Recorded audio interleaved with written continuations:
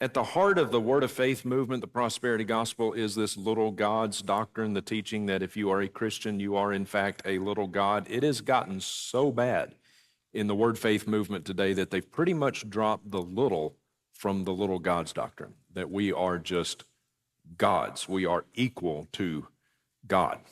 Now, watch this from Stephen Furtick. I'm not in covenant with a person.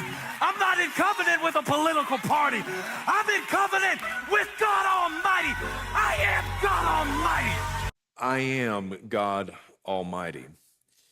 That clip came out 2 years ago in 2021, and when it first began making the rounds, and I was first aware of it, I looked at it, and people were saying, you know, okay, yeah, that's bad, but he didn't really mean that he's actually God Almighty. He didn't mean that. That was just kind of a slip of the tongue. Now, I've been calling Stephen Furtick a wolf for years, but even I thought, okay, I don't really think he actually meant I am God Almighty. Yeah, he's a wolf, but I don't think that's what he actually meant until I saw this clip, this sermon that he preached 2 years before, in which he said practically the exact same thing. Watch this.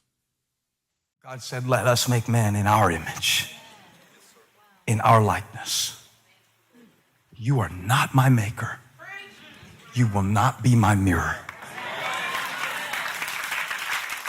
When God said, I am to Moses, you know, my name is I am. He was trying to get him to see, you are as I am. So yeah, I actually think he did mean it. He did mean it. He is just like God. This is at the heart of the Word of Faith movement. This is at the heart of the prosperity gospel. This is why they hold so tenaciously to health and wealth, because we are gods.